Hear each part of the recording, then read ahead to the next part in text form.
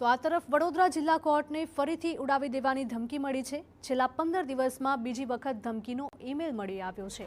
ધમકી મળતા જ વકીલો અને અસીલોને કોર્ટમાં હાજર ન રહેવા તાકીદ કરાઈ છે। ધમકીને પગલે કોર્ટની આજની કાર્યવાહી સ્થગિત કરવામાં આવી। તો કોર્ટ પરિસરમાં વાંધાજનક કોઈ જ વસ્તુ ન મળી હોવાનો પણ ખુલાસો થયો છે। પોલીસ વિભાગ દ્વારા તપાસ શરૂ કરવામાં આવી છે। તો શાળાઓ અને વિવિધ સરકારી ઇમારતોને બોમ્બથી ઉડાવી દેવાની ધમકીનો સિલસિલો હજુ પણ યથાવત છે। ત્યારે વડોદરાની કોર્ટને પણ ધમકી મળતા કોર્ટના મુખ્ય સરકારી વકીલનું નિવેદન પણ સામે આવ્યું છે। તેમનું કહેવું છે કે અશાંતિ ફેલાવવા અને કોર્ટની કાર્યવાહીમાં અડચણ ઊભી કરવા માટે આવું કૃત્ય કરાયું છે। જો કે સમગ્ર મામલે પોલીસે હાલ તપાસ હાથ ધરી છે। ધમકીને એનું યોગ્ય રીતે એનું નિરાકરણ લાવવું પડે એ પ્રાથમિક ફરજમાં આવતું હોય ત્યારે સઘન તપાસ કરવાની કામગીરી સોંપાઈ રહી છે। હાલ પણ તપાસ ચાલુ રહી છે।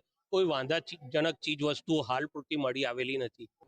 વડોદરા જિલ્લા કોર્ટને વધુ એક વખત બોમ્બથી ઉડાવી દેવાની ધમકી મળી છે। છેલ્લા 15 દિવસમાં બીજી વખત બોમ્બથી ઉડાવી દેવાની ધમકી મળી છે। ગત 19મી ફેબ્રુઆરીએ પણ વડોદરા જિલ્લા કોર્ટને ઉડાવી દેવાની ધમકી મળી હતી। ત્યારે દિવાળીપુરા કોર્ટને આ ધમકી મળતા પોલીસ વિભાગ દ્વારા બોમ્બ સ્ક્વોડ અને ડોગ સ્ક્વોડને સાથે રાખી અને તપાસ છે તે શરૂ કરવામાં આવી છે। પીસીબી, ડીસીબી, એસઓજી અને સ્થાનિક પોલીસ પણ આ તપાસમાં સાથે જોડાઈ છે।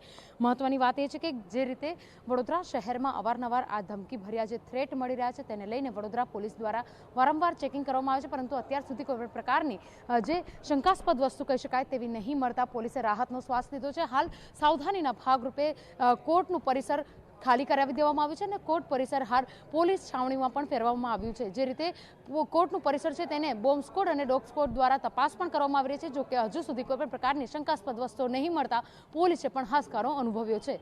કેમેરા પર્સન રોહિત ગોયલ સાથે અંજલિ ઓઝા, TV9 વડોદરા।